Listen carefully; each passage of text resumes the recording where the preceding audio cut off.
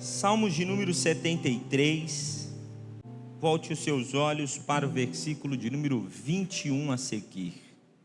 Assim o meu coração se azedou, e sinto picadas nos meus rins. Assim me embruteci e nada sabia, era como um animal perante ti. Todavia estou de contínuo contigo, tu me seguraste pela minha mão direita. Guiar-me-ás com teu conselho, e depois me receberás em glória. A quem tenho eu no céu, senão a ti? E na terra não há quem eu deseje além de ti. A minha carne e o meu coração desfalecem, mas Deus é a fortaleza do meu coração e a minha porção para sempre. Amém. Nós estamos dando início a uma campanha de clamor, visto que também iniciamos um novo ano, uma nova etapa. E Deus pôs ao meu coração este texto, e sobre este texto um tema. E eu quero falar com vocês nesta oportunidade sobre a seguinte temática: a perda da comunhão azeda o coração e retira o entendimento. A perda da comunhão azeda o coração e retira o entendimento. Talvez muitas coisas de 2024 não se concretizaram, e você leva uma bagagem, ou adentra o ano de 2025, talvez com a decepção de não ter concluído algumas coisas, não ter alcançado algumas coisas, e aí já inicia um novo ano azedo, meio chato, amargurado, azedo, azeda. E aí numa noite como essa, Deus senta a gente para conversar, ouvir um direcionamento de Deus. Sabe aquele momento na vida em que nada dá certo? Você se organiza, você se programa, junta dinheiro, evita algumas coisas, deixa algumas certas amizades, mas ainda assim, com toda essa programação, nada na vida parece dar certo. E quando as coisas na vida não dão certo diante de nós, ou a nossa vida não flui, a gente para e logo faz uma autoanálise. A gente olha para dentro de si e procura um erro em nós. Onde eu estou errando? Onde eu estou falhando? O que eu fiz de errado para não concluir ou não realizar o que eu desejava? E talvez mediante a autoanálise você chega a uma conclusão. Você é uma pessoa justa, você é uma pessoa honesta, você é uma pessoa correta, e ainda assim, sendo uma pessoa com essas características, nada na vida dá certo. As coisas não fluem, as coisas não acontecem, e você começa a entrar em parafuso, você começa a entrar em preocupação, porque o sonho programado não se realiza. Você tenta comprar uma casa, você tem que gastar o dinheiro, ou você não consegue o empréstimo. Você junta dinheiro, fura um pneu, acontece um problema dentro de casa, e o dinheiro vai se esvaindo, e parece que tudo que você se programa, se organiza, não dá certo, não conclui, as coisas não vão fluindo. E aí o mais complicado nessa situação, nada dá certo, você é uma pessoa justa, você é uma pessoa correta, você anda em retidão, e aí você para e começa a avaliar outras pessoas, começa a avaliar pessoas próximas de você, e você percebe que pessoas próximas de você conquistam o que desejam, alcançam o que planejam, que elas vão conquistando e alcançando, e você percebe que são pessoas injustas, pessoas que não são honestas, pessoas que não temem a Deus. E quando tudo isso vai sendo gerado e apresentado diante dos nossos olhos, a gente se questiona, a gente se pergunta: o porquê alguém justo, correto, honesto, temente a Deus, parece que sofre tanto? O porquê a vida cristã ela é repleta de dificuldades, complicações? O porquê que o cristão sofre tanto, enquanto vizinhos, colegas, familiares que não temem a Deus têm uma boa vida, e ainda assim conseguem dar uma boa vida aos seus familiares? Você entra em parafuso quando observa todas estas coisas. Só que essa é uma situação bastante real na vida de muita gente. Talvez você já entrou em dificuldades por avaliar algumas questões alheias. Talvez você já avaliou a vida de alguém, chegou a uma conclusão: para ele está certo, mas para mim não está certo. Imagine, eu vou te dar um exemplo, eu abro um parênteses. Imagine um menino que acaba de completar 18 anos, ou recentemente fez 18 anos, e é um jogador do Real Madrid, a saber, o Endrick, e por mês ele ganha simplesmente 12.300.000 reais. Eu faço uma conta: se eu morrer, nascer, eu não consigo ganhar o que ele ganha em um ano. Isso talvez é alguém que teme a Deus, mas e outros que não temem a Deus? E vivem uma vida muito melhor talvez do que a nossa. Aduão, o que você está querendo dizer? Muitos que chegam diante desta situação, eles enxergam em si: é o fim, eu não vou conquistar, eu não vou vencer, as coisas para mim não dão certo. Só que o principal propósito da vida não está em ter, o principal propósito da vida não está em conquistar.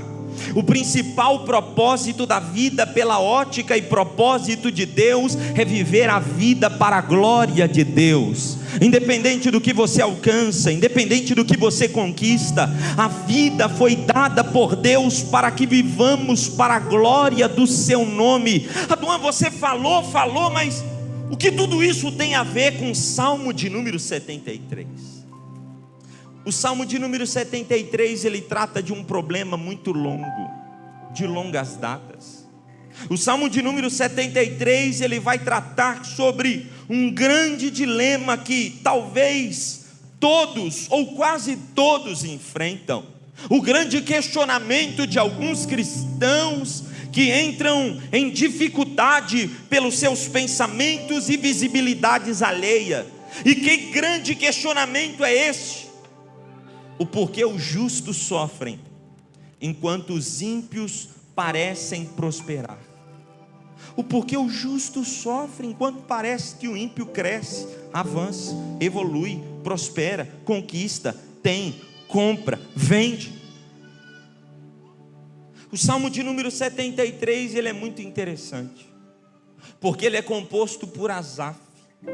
E Asaf, ele inicia o Salmo de número 73, alguns estudiosos vão dizer que o Salmo de número 73, com seus 28 versos, ele parece se iniciar pelo fim. Como assim, Raduan? Asaf inicia o Salmo de número 73, no verso de número 1, fazendo uma declaração, uma afirmação, uma declaração de quem é Deus. Ele diz assim: verdadeiramente bom é Deus para com Israel e para com os limpos de coração. Asaf está dizendo assim: eu sei que Deus é bom, eu sei que Deus tem uma aliança com os puros de coração, eu sei que Deus é bom, eu sei que Deus tem uma aliança, eu sei que Deus olha para aqueles que têm um coração limpo.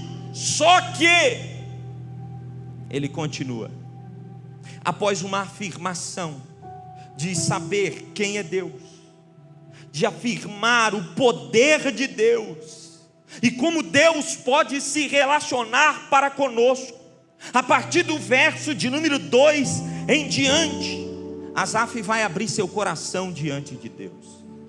E quando ele abre o seu coração diante de Deus, ele vai apresentar uma crise que ele estava enfrentando, algo que estava tentando o embaraçar. Para nós compreendermos melhor o Salmo de número 73, nós precisamos conhecer e saber quem foi Asaf, o que fez Asaf. Quem foi Asaf e o que fez Asaf? Asaf, ele era um levita, e como levita, ele atuava como músico e líder no culto, no santuário, durante o reinado de Davi. Ou seja, Asaf era alguém que tinha funções, Asaf era alguém que tinha responsabilidade, Asaf era alguém que estava atuando, Asaf era alguém que estava trabalhando, e mesmo atuando, tendo responsabilidades, trabalhando, ele entra em crise. Aduan, você veio me dizer nessa noite que mesmo que eu esteja em atividade, eu posso entrar em crise? Asaf está trabalhando, atuando, fazendo, indo, voltando, cuidando do ambiente sagrado. Ele estava vivendo no ambiente sagrado, mas ele entra em crise. E por que Asaf ele entra em crise? Do verso 2 ao verso 12, Asaf ele vai expressar o motivo da sua crise. E qual era o motivo da sua crise? Asaf ele estava enfrentando uma crise, e esta crise que Asaf enfrentava estava mexendo na sua fé. Ele estava passando por um momento de dúvida, que estava o empurrando para a incredulidade. E deixa eu só abrir um parênteses a você. Dúvida é uma coisa, incredulidade é outra coisa. Aduan, qual a diferença de dúvida e qual a diferença de incredulidade? A dúvida é algo que nasce na mente e gera conflito. A incredulidade é a recusa de se entregar a Deus. Aduan, como Asaf estava enfrentando uma crise de fé que estava empurrando ele para a incredulidade. Note, eu te explico, te dou um exemplo melhor. A pessoa incrédula, ela não acredita mais, ela não tem força mais para acreditar, ela não quer mais acreditar. Você pode chegar para uma pessoa incrédula e lembrar ela: lembra tal dia que o profeta disse para você que ia dar certo, que ia acontecer, que você ia vencer, que você ia passar, que você ia ultrapassar o jogo. Lembra? Ele disse: eu não acredito mais, eu não quero mais acreditar. Essa é a pessoa incrédula. E a pessoa que está com dúvida, a pessoa que está com dúvida, ela quer acreditar, mas ela não tem força para acreditar. O Asaf está enfrentando uma crise de fé, e a sua crise de fé está o empurrando para a incredulidade. A dúvida dele está quase jogando ele para a incredulidade. Agora a pergunta é: o porquê Asaf está com uma crise de fé? Asaf estava com inveja. Já pensou alguém que atua dentro do santuário, que trabalha, que vai para lá, que vai para cá, que ajuda o pastor, que levanta, limpa o banheiro da igreja, aí depois levanta e participa do gesto, aí participa do louvor, aí participa da música, participa de tudo, mas ainda assim entra em crise, e o motivo da sua crise é inveja. Só que o caso do Asaf aqui, a inveja dele não era de gente de dentro. A inveja dele era por pessoas que estavam lá fora. Não faz sentido. Faz sentido você estar aqui desejando o que está lá fora? Faz sentido você estar envolvido com as coisas daqui e se lamentando por coisas que estão lá fora? Porque era improvável nós estarmos neste ambiente, mas porque alguém pagou o preço, porque alguém morreu por nós, porque alguém nos comprou, nós estamos aqui. É improvável, era improvável nós estarmos aqui. Só que o Asaf, ele está enfrentando uma crise de fé, e o motivo era inveja. De quem? Do ímpio. Pare e pensa comigo. Deixa eu só abrir um parênteses aqui novamente. Para você talvez que não me conhece, é a primeira vez que me ouve, eu sou um pregador expositivo. O que isso quer dizer? O pregador expositivo é aquele que lê, explica e aplica. Eu estou lendo o texto, estou explicando o texto, eu vou aplicar o texto, calma. Tem um negócio de Deus nisso tudo, calma. Imagine numa noite como essa, alguém chega para o Asaf e diz: ô Asaf, mas por que você está com inveja? Por que você está com inveja do ímpio, Asaf? Imagine o diálogo, a resposta de Asaf sendo a seguinte, dos versículos 2 ao versículo de número 12, versículo de número 3, imagine um Asaf olhando para a pessoa que o perguntou e dizendo: sabe por que eu estou com inveja dos ímpios? Por que, Asaf? Porque eles prosperam. Olha para eles, eles crescem, eles avançam, eles prosperam. Mas Asaf, só porque eles prosperam? Não. Versículo de número 4, olha para eles, eles têm saúde física, parece que eles não têm enfermidade, parece que eles não ficam doentes, parece que eles não têm as doenças que nós temos. Mas Asaf, só porque eles prosperam e porque eles têm mais saúde do que você? Não. Verso de número 5, olha para eles sempre estão em tranquilidade, têm força, eles vivem uma vida tranquila, eles vivem uma vida aparentemente tranquila e têm força para viver a vida. Mas Asaf, só por causa disso, isso não é motivo. Só porque eles não se acham nos mesmos trabalhos que nós, não, isso não é motivo. Ele diz: não, tem mais. Por que, Asaf? Verso de número 6, olha para ele, eles são soberbos, eles são violentos, eles são pessoas que não temem e não arreda para ninguém. Mas Asaf, só por causa disso, não. Verso de número 8, ele diz: olha para eles são corrompidos, eles são arrogantes, eles são pessoas, além de ser violentas, agressivas, eles são pessoas que corrompem os bons costumes, eles são pessoas que roubam as coisas, eles são pessoas arrogantes. Mas Asaf, só por causa disso, não, tem mais. Verso de número 9, olha para eles blasfemam, eles zombam da nossa cara, eles tiram onda da gente. E não é só isso não, eles não só blasfemam.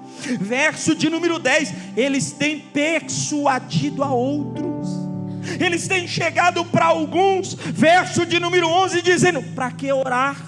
Será que existe alguém lá em cima? Será que há alguém lá no alto para te ouvir? Eles são pessoas que não respeitam ninguém e ainda zombam da nossa fé. O Asaf está em crise, e ele no verso de número 12, ele vai dizer assim: olha para eles, parece que ninguém peita eles, parece que ninguém os derruba, eles sempre estão em segurança. No verso de número 13, ele chega em uma conclusão pessoal, e eu gosto do verso de número 13, na tradução de uma Bíblia chamada Bíblia A Mensagem, que ele diz assim, em uma outra versão: perdi tempo jogando conforme as regras, o que eu ganhei com isso? No verso de número 13, na Bíblia que tem em mãos, ele diz assim: na verdade que em vão tenho purificado o meu coração e lavado as minhas mãos na inocência. Sabe o que o Asaf está dizendo? Palavras do Asaf: não vale a pena ser justo, não vale a pena viver em retidão. E por que o Asaf chega nessa conclusão? O porquê o Asaf diz que não vale a pena purificar o coração e ser justo? O porquê o Asaf está dizendo isso? Porque ele está em crise. Ei, olha para cá, Deus respeita o seu momento de crise, e graças a Deus que Ele não levou em consideração algumas ignorâncias que você disse, porque na hora da crise a gente fala o que não deveria falar, pensa o que não deveria pensar, espragueja o que não deveria espraguejar. Por quê? Porque eu estou em crise. E daí, Raduan, é interessante que o Asaf, ele descreve onde estava alojada a crise dele, e onde estava alojada a crise de Asaf. Se você notar, por 6 vezes Asaf vai dizer onde está a sua crise. No verso de número 1, no verso de número 7, no verso de número 13, no verso 21 e no verso 26, ele vai falar onde estava a crise dele. Onde estava? No coração. O Asaf, diferente de alguns crentes do século 21, quando ele entra em crise, ele não compartilha com pessoas apenas. Primeiramente ele conta para o Deus das pessoas. Ele está dizendo: Deus, a crise que eu estou enfrentando atingiu o meu coração. Ele está querendo dizer assim: tudo que está associado à vida e depende do meu coração, A engrenagem da vida dentro de mim está prestes a parar. Olhe para cá. Talvez Deus veio conversar com você nessa noite e dizer: não, esse não é o seu fim. As coisas não vão se findar dessa maneira. Mas existem momentos que Deus precisa te levar a passar por algumas experiências estas a entender que estar aqui dentro é estar aqui dentro, que estar aqui dentro não é desejar coisas que ainda não estão aqui, que não estarão aqui, porque são coisas de fora. O Asaf está olhando para Deus e dizendo: a engrenagem da vida em mim está prestes a parar.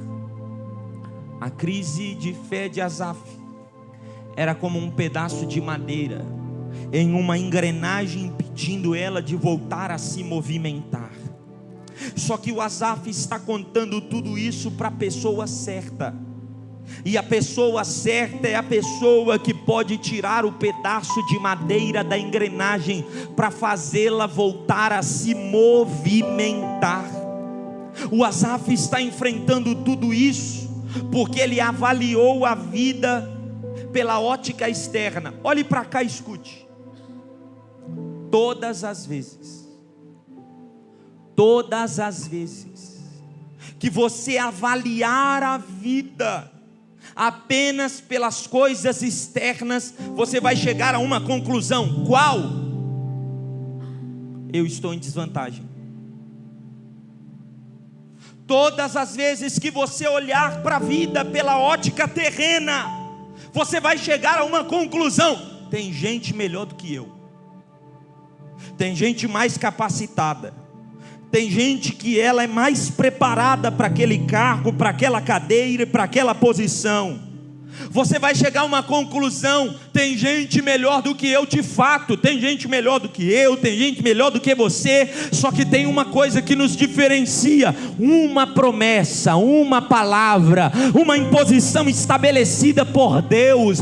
Deus veio conversar com alguém nesta noite e dizer: esse teu desânimo eu posso tirar e te fazer voltar a se movimentar, para viver o propósito que eu estabeleci sobre a sua vida. O Asaf chega a uma conclusão: estou em desvantagem, não vai dar, não vou conseguir.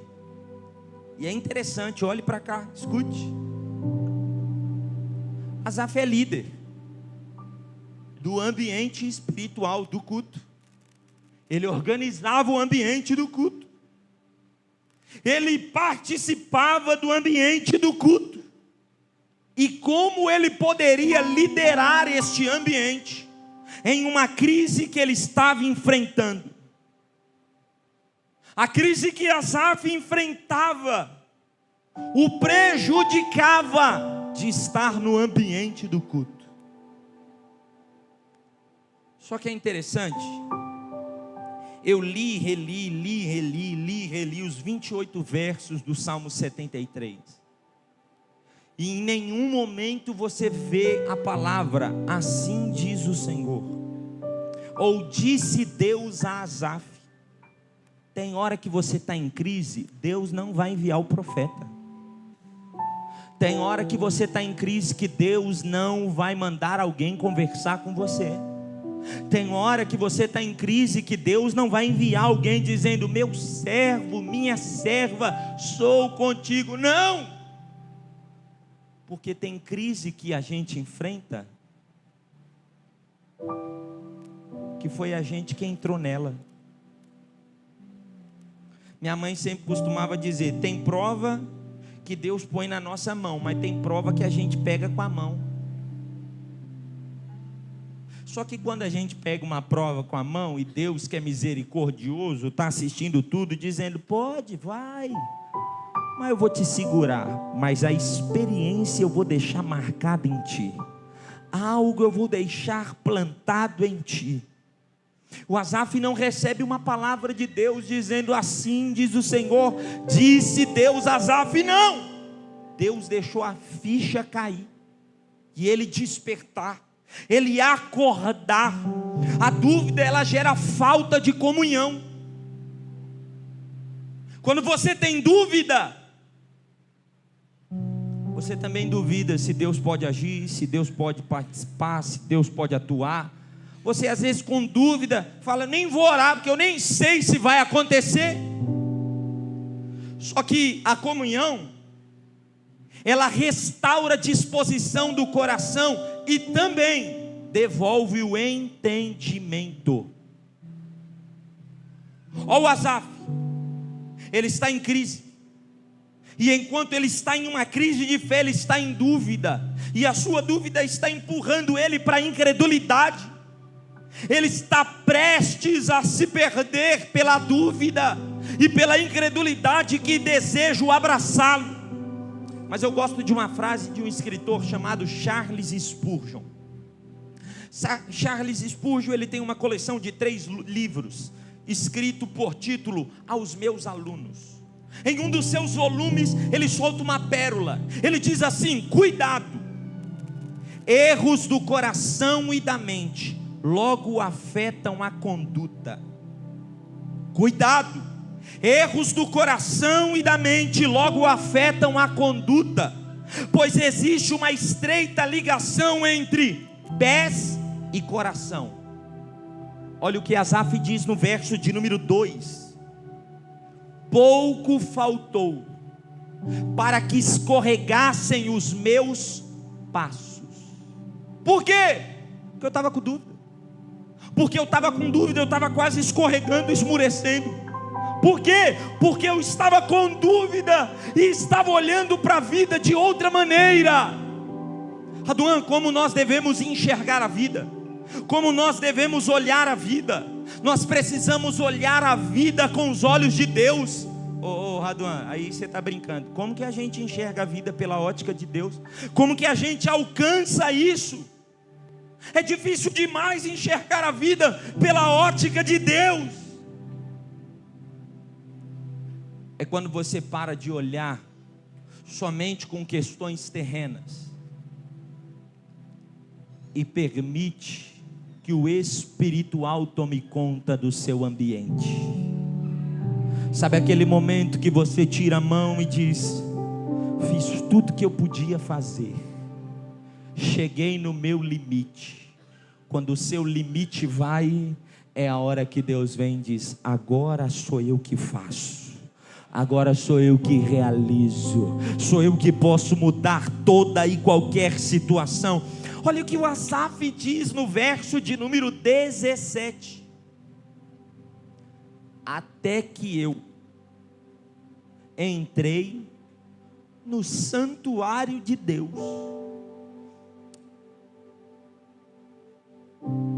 Vamos analisar esse texto. O Asaf, ele é o quê? Um levita. Ele não está sempre dentro do santuário? Ele não está sempre em atuação? Como até que eu entrei? O Asaf está dizendo assim: eu estava dentro, mas dentro eu não estava. É paradoxo, é complicado. Ele estava dentro, mas dentro não estava. Como assim, Raduan? Ele estava aqui, mas a mente dele estava lá. Ele estava aqui, mas ele estava pensando no ímpio que estava lá fora. Ele estava aqui, mas ele estava pensando as coisas lá de fora. Mas quando ele entrou, ele diz: até que eu entrei no santuário de Deus. E quando eu entrei no santuário de Deus, eu entendi algo: o quê? Eu não sou juiz de Deus. Sabe aqueles menininhos pequenos, mimados? Ou nem mimado, crescendo, que alguém faz alguma coisa e diz: mãe, fulano de tal fez isso. O Asaf está diante de Deus dizendo: olha o ímpio, olha isso, olha aquilo outro. Ele estava como juiz diante de Deus. Só que na presença de Deus e diante de Deus nós não somos juízes, nós somos adoradores. Se você pegar a Bíblia de Gênesis e Apocalipse, você não vê que Deus fez juízes para que o adorem em espírito e em verdade. Não, é adoradores. Deus te fez não para julgar, não para observar, não para olhar. Deus te criou para que você o adore, o glorifique, o exalte. Deixa eu te explicar algo. O ambiente do culto, a adoração, ela não é feita na horizontal. Adoração você não faz para alguém ver, adoração você não faz para alguém observar, você não dá glória para alguém olhar e dizer: meu Deus, como ele adora com fervor, meu Deus, como ele adora, nossa, como ele é um adorador, nossa, como ele é uma, meu Deus do céu. Não, adoração não é feita na horizontal, adoração ela é feita na vertical, para alguém que está no alto e sublime trono, analisando, olhando, observando tudo e recebendo o nosso culto. Adoração é como incenso, quando você adora, ela solta fumaça, e essa fumaça ela sobe. Imagine numa noite como essa, Deus sentado no seu trono da seguinte maneira: cheirando o seu culto. E aí eu te pergunto, nesse primeiro dia do clamor, você veio fazer o que? Observar alguma coisa, apontar alguma coisa para Deus, ou dizer: Deus vai lá e pega ela, Deus vai lá e pega ele? Ou você veio aqui dizer: apesar ou independente de quem se levantou contra mim e permanece de pé, eu vou dar glória, eu vou exaltar, eu vou glorificar, eu vou permanecer de pé, eu não vou arredar, não vou retroceder, vou continuar, vou insistir, porque tem um Deus que me guia, tem um Deus ainda que me direciona. Asaf, ele entrou na casa de Deus, e quando ele entrou, ele percebeu algo. O que? A casa de Deus ainda cura. Esse ambiente é um ambiente que, quando a gente entra, ele mexe com a gente. Não porque as paredes são espirituais, não, porque é uma reunião espiritual dos santos. Sabe aquele dia que você vem para o culto meio borocochô, que você está desanimado, você não quer fazer, você só veio, só estou existindo. Aí você senta do lado daquele irmão, e você esquece que você sentou justo do lado dele, porque toda igreja tem um irmão do glória a Deus e aleluia diferente, sim ou não? Sabe aquele irmão que quando solta uma rajada você diz: fulano de tal veio hoje. E aí você está meio borocochô no ambiente do culto.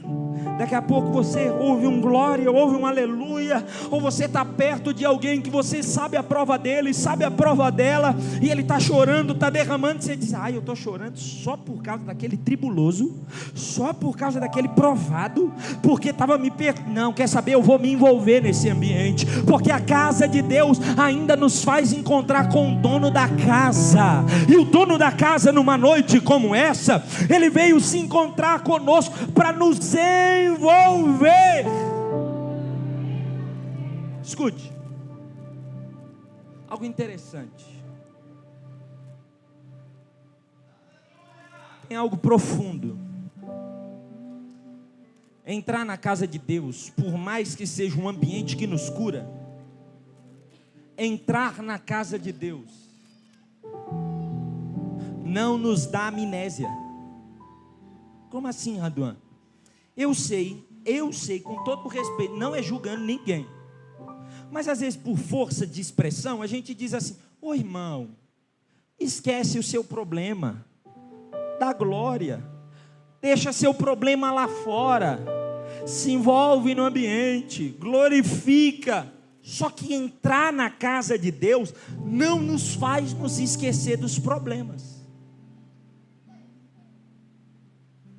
Falta 3 segundos. 2, 1, 0. 8 horas.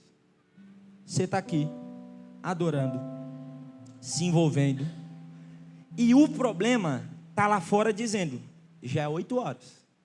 Quando acabar o culto eu volto com você. Quando acabar o culto eu vou voltar com você para casa.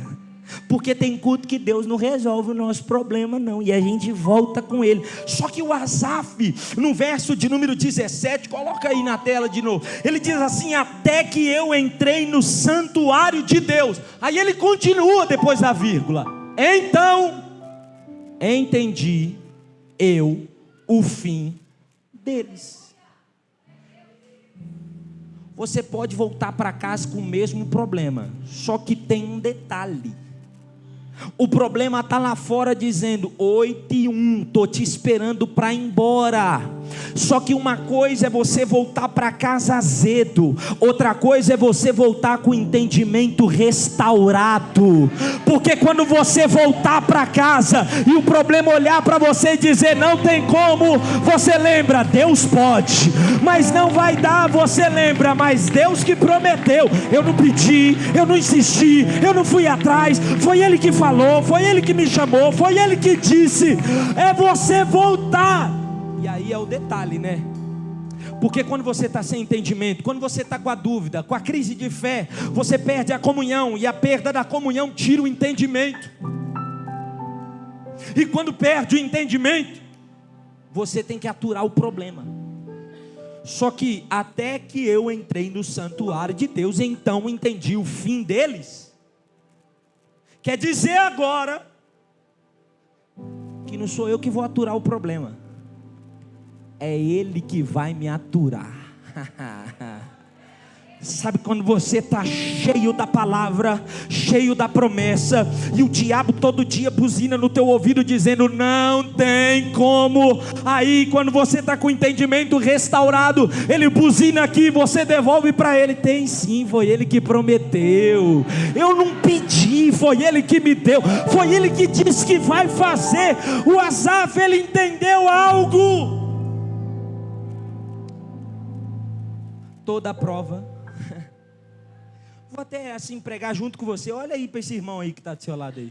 Eu não sou muito de fazer isso, mas só para te envolver um pouco mais. Olha aí para ele, olha para ela e diz: toda prova tem prazo de validade, uma hora ela vence. O Asaf entende, tem uma hora que vai acabar, tem uma hora que vai cessar. Interessante que Deus não chegou para ele e disse: Asaf, meu servo, eu sou contigo. Não, Deus chegou no Asaf no meio da bagaceira, quebrando ele. Como? Acorda, eu não vou te enviar profeta para falar o que é óbvio. Imagine você pedindo para Deus, um profeta: oh Deus, envia alguém para falar comigo, Pai. Oh Deus, só para me dar força para eu continuar existindo. Aí o profeta chega para você e diz: toma vergonha na cara, para de cuidar da vida dos outros e olha para a sua vida. Era isso que o Asaf ia receber. Só que Deus deixou a ficha cair. Ele entendeu o quê? Eu estou aqui, estou cuidando da vida dos outros, eu estou aqui, estou olhando para a vida alheia. Quer saber? Eu vou entrar no propósito de Deus e viver o que Ele tem para a minha vida. Eu vou viver o que Deus estabeleceu para a minha vida. O Asaf está assim. Sabe quem é o problema? O problema é ele, o problema é ela, o problema é fulano, o problema é Beltrano. Já conheceu o crente pá? Quando ele recebe a palavra, ele só joga para os lados, joga para trás. Na hora que a gente tem que pegar a enxada e dizer: é eu, sou eu. Teve uma missionária, tem uma missionária ainda viva, é uma das velhinhas mais crentes que eu conheço na minha vida. Um dia ela chegou para mim e disse: Raduan, às vezes a gente tem que parar na frente do espelho e conversar com aquele tribuloso que está lá na frente e falar: te aprume, tribuloso, porque não aconteceu por culpa sua, não aconteceu porque você não posicionou, não aconteceu porque você não faz por onde. Tem hora que você tem que parar na frente do espelho e entender que o problema não é o esposo, o problema não é a esposa, o problema não é o filho, o problema não é o parente, o problema é você que está dando trela para alguém que não deveria dar. E Deus veio te dizer: foca no que eu te entreguei, foca no que eu te dei, foca no que eu estabeleci para você.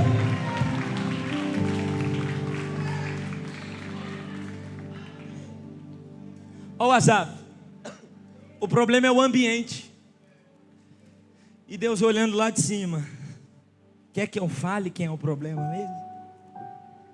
Quer quem eu diga que é o problema mesmo? Porque se tem alguém aqui azedo, Asaf, é você que está cuidando da vida dos outros. É você que está observando a vida alheia. Se você tomasse conta da sua vida, que duro, né? Imagine começar o janeiro, o início do ano, e Deus dizendo para a gente: toma conta da sua vida.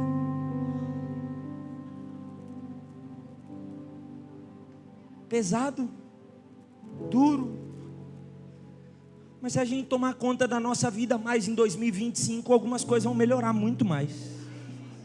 Se você, problema não é ele, o problema não é ela, o problema é que você habilitou a sua mente, abriu a sua mente para o inimigo fazer o que quiser. Só que Deus veio dizer: hoje eu vou tirar a engrenagem que para você voltar a funcionar. Hoje eu vou tirar a engrenagem que trava você para continuar a funcionar. Quando Asaf, ele entendeu que o problema não era eles, o problema era ele, ele começou a adorar. Ele começou a se envolver no ambiente. Olha que interessante, você pode estar aqui, você pode participar, mas você pode estar desligado desse ambiente. Só que Deus veio iniciar esse ano dizendo: eu não quero você nesse ambiente desligado, eu quero você nesse ambiente envolvido, porque nesse ambiente eu posso liberar decretos, nesse ambiente eu posso mudar, nesse ambiente eu posso tratar a sua mente, nesse ambiente eu posso te curar, nesse ambiente eu posso não trazer a solução do problema, mas eu posso te fazer voltar para casa cheio de entendimento. Eu posso te fazer voltar para casa cheio de convicção que Deus pode, que Deus faz, que Deus é. Eu caminho a concluir. Quando Asaf, ele entrou na casa de Deus, ele entendeu que o verdadeiro problema não era os ímpios, que o verdadeiro problema era ele. Torno a dizer, é por isso que às vezes Deus não manda um profeta para falar com você, porque senão você vai achar que ele está na carne, senão você vai achar que não é de Deus, porque profeta de verdade, ele não bate bem da cabeça não. Você conhece um profeta de Deus? A maioria, com todo respeito a vocês, com todo respeito à igreja, mas eu vejo o pastor Giovanni como um profeta de Deus. Umas coisas meia coisada que ele faz, é coisa que Deus dá e precisa de uns doidos para executar. Porque se a gente fica muito no padrãozinho, as coisas não funcionam. Aí tem hora que Deus pega um profeta e diz: vai sem ética mesmo, vai sem o padrão do homem mesmo, quebra e entra. Aí tem coisa que vira, aí tem coisa que muda. Você já deve ter recebido. Isso daqui não é nem profecia, é direta do céu. Talvez o pastor já te deu uma direção e você diz: mas que loucura, mas quer saber, eu vou respeitar o homem de Deus. Você entrou na loucura, destravou. Entrou na loucura, funcionou. Entrou na loucura, mudou. Deus veio te dizer: entre em um novo ano e sai desse padrãozinho. Ai, que ranço santo. Vontade de fazer que nem um da Atena, mas eu não posso.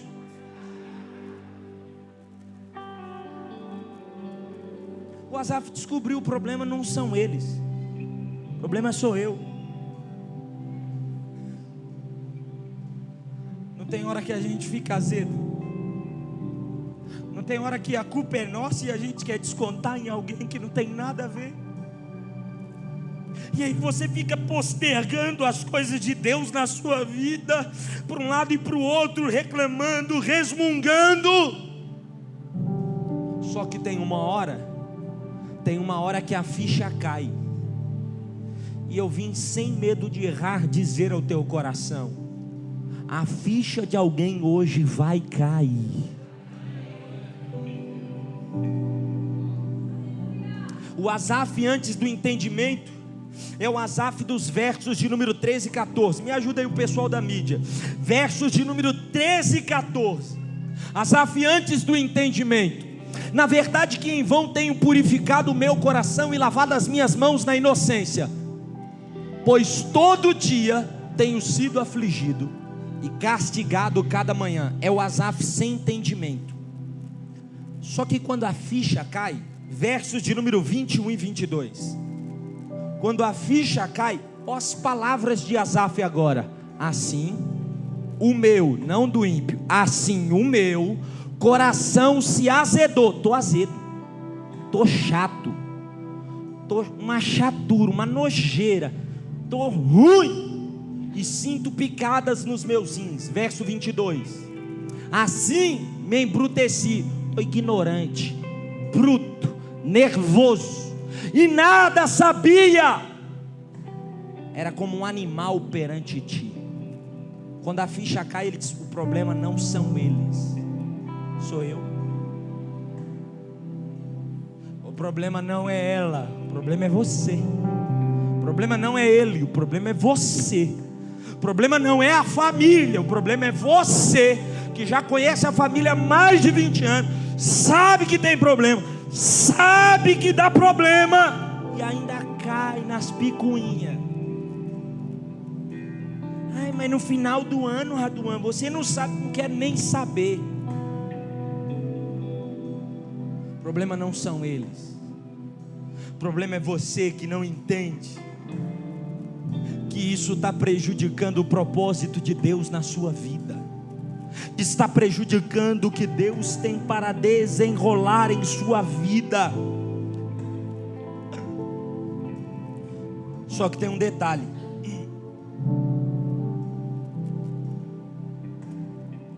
o Asaf está azedo, está amargurado, mas só que quando a ficha cai,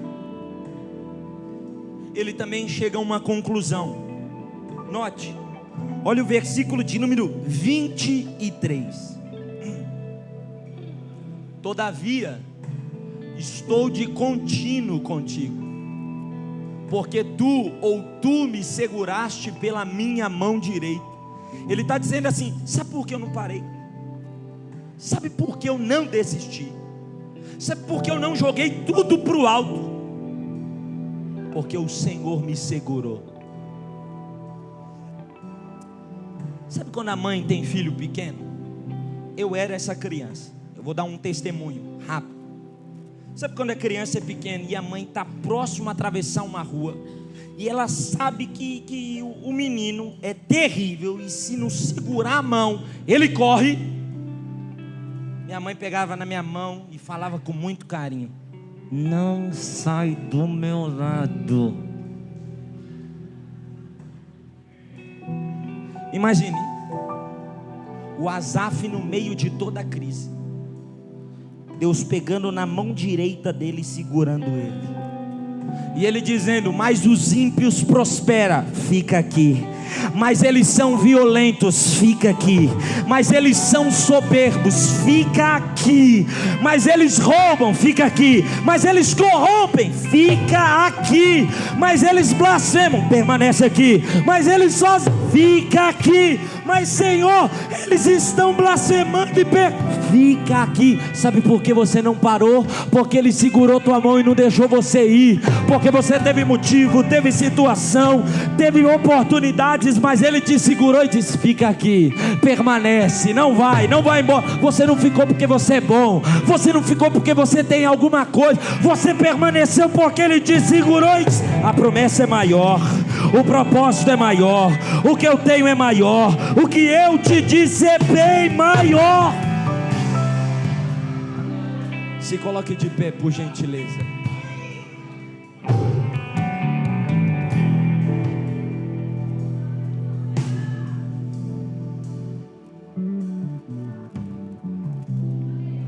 Quando eu era pequeno, meu pai sempre me dizia um trocadilho, e depois de grande que eu aprendi. Ele dizia assim: filho, nunca pegue nas mãos de Deus. Depois de um pouquinho maior, eu perguntei para ele: por que, pai? Ele disse: quando a gente pega na mão de Deus e as dificuldades surgem, a gente solta, mas peça que Ele segure as suas mãos. Porque se você entregar sua mão para Ele segurar, Ele não solta por nada. Deus pega na mão do Asaf, e aí quando o entendimento volta, ele chega numa conclusão. Ele diz assim: todavia estou de contínuo contigo, porque tu me seguraste pela minha mão. 24. Agora que o Senhor está segurando na minha mão, guiar-me-ás com teu conselho. E se eu receber o teu conselho, se eu viver o teu conselho, se eu viver a tua direção, me recebe em glória, porque não há ninguém na terra que eu ame além de ti. Não há alguém que eu deseje mais do que a ti. Tu és a razão da minha vida, tu és tudo que eu preciso. Tem horas que Deus não vai falar, Deus vai continuar calado. Mas às vezes Ele não fala, mas Ele age. De 2023 para 24, eu passei por uma crise de fé. Eu estava pregando, viajando, indo para lá e para cá, atuando na igreja, mas eu estava assim: eu não suporto mais. Eu não pedi tudo isso, eu não quero, Deus. E eu não consigo enxergar que no meio disso tudo o Senhor está. Eu não quero.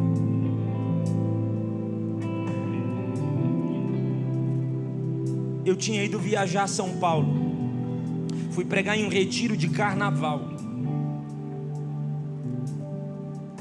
Quando eu estou voltando de lá, 3 horas da manhã, das 3 horas da manhã eu parei em casa em Sete Lagoas, 11 horas da manhã. Das 3 horas da manhã às 11 horas da manhã eu vim chorando copiosamente, ininterruptamente. Às vezes eu não conseguia enxergar a estrada, eu parava o carro para enxugar as lágrimas. Minha esposa acordava e dizia: o que foi, amor? Eu dizia: o louvor está mexendo muito comigo. Para não preocupá-la, ia ter o retiro dos jovens, de frente ao leite, ao pé da vaca. Eu dormi um pouco, saí de tarde e fui para o retiro. Eu ia pregar de noite. Quando eu cheguei lá, os meninos disseram: Raduan, vamos jogar bola. Eu disse: não estou com pique. Raduan, vamos fazer? Não quero. Ô Raduan, o fulano de tal, você não sabe, a noite inteira ele não deixou ninguém para dormir. Pensa, tinha um jovem muito abençoado, que ele levou uma fantasia de fantasma, uma máscara de cavalo. Sabe aquelas máscaras de cavalo? Colocou a máscara de cavalo, levou uma trombeta e pegava um pedaço de madeira e passava pelos chalezinhos, que era de ferro, a janela, e passava o pedaço de madeira de baixo para cima, a noite inteira, e não deixava ninguém dormir. Os meninos chegaram para mim e disseram: Raduan, a gente vai matar ele essa noite, a gente vai afogar ele na piscina. Eu disse: para de conversa, fiado, vocês não vão fazer nada. Raduan, ele não deixou ninguém dormir, nem a cozinheira. Eu disse: vamos para o culto e a gente resolve lá no meio da adoração. Para com isso. Eu preguei, por misericórdia de Deus foi uma bênção. Mas quando acabou o culto, eu disse: gente, eu não vou brincar hoje, não vou fazer nada, eu vou me deitar, eu estou muito cansado. Eu fui para o quarto. Quando eu cheguei no quarto, tranquei a porta, deitei na cama. Eu disse para Deus: Deus, eu não vejo o Senhor no meio disso tudo, toda essa situação que estou vivendo, mas se o Senhor está no meio dessa situação, só me dá um abraço, que eu vou entender que o Senhor está no meio disso tudo, e eu serei revigorado por esse abraço. Quando eu terminei a oração, a porta do quarto, alguém bateu, desesperado, batendo na porta. Quando eu abri a porta, era o bendito do menino que assustou todo mundo, e ele estava com o rosto desconfigurado de chorar. Eu disse: pelo amor de Deus, fulano, quem te bateu? O que fizeram com você? Ele disse: Raduan, ninguém me bateu, ninguém fez nada. Mas quando você terminou a pregação e subiu, Deus falou no meu coração: sobe correndo no quarto do Raduan e dá um abraço nele. Sobe correndo no quarto dele e dá um abraço nele. Eu disse: então abraça. Ele me deu um abraço, chorou, soltou o abraço e disse: vou voltar a brincar. Porque tem horas que Deus vai trazer alguém improvável. Sabe por que eu disse tudo isso? Ainda neste mês de janeiro, Deus vai passar com uma situação extraordinária. Deus vai restabelecer o teu entendimento. Deus vai devolver o fôlego do teu coração e vai te dar um sinal com algo extraordinário.